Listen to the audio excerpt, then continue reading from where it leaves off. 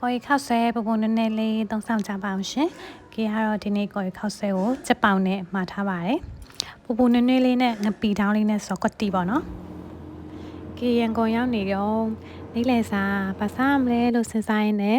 ကိုရီခောက်ဆွဲအရန်နာမည်ကြီးရဲ့နိုတီကိုရောက်သွားရဲပေါ့နော်။ကေတွတ်စားဖြစ်တဲ့ဆိုင်ကတော့ကြည့်မြင်နိုင်မှာရှိရဲ့နိုတီပါ။ဆိုင်ထဲကိုရောက်ပါပြီ။ဆိုင်ကလည်းတက်ရက်လေးနဲ့အေးလူလေးထိုင်ရကြကြလွတ်လွတ်နဲ့ပေါ့နော်စားအဆင်ပြေတယ်ဆိုတော့မီနူးကြည့်လိုက်ပါအောင်မယ်သူ့မှာလေအဓိကတော့ကိုရီခောက်ဆွဲတော့စားချင်တာဆိုပေမဲ့ပေါ့တခြားမီနူးတွေလည်းအများကြီးရှိတော့ဘာရွေးရမလဲကိုနည်းနည်းလေးတွေ့ဝေသွားရပါတော့ဒါပေမဲ့ကေအဓိကလာစားတာကကိုရီခောက်ဆွဲဖြစ်တဲ့အတွက်ကြောင့်မို့လို့အားပဲမလိုက်ပါရဲ့နောက်ရက်ကျမှပဲတခြားမီနူးတွေစားမယ်ပေါ့နော်မထားတဲ့ဟင်းပွဲတွေမရောက်ခင်ဆိုင်ထဲကိုဟိုရိုက်တီရိုက်တောင်းရမယ်ရပေါ့နော်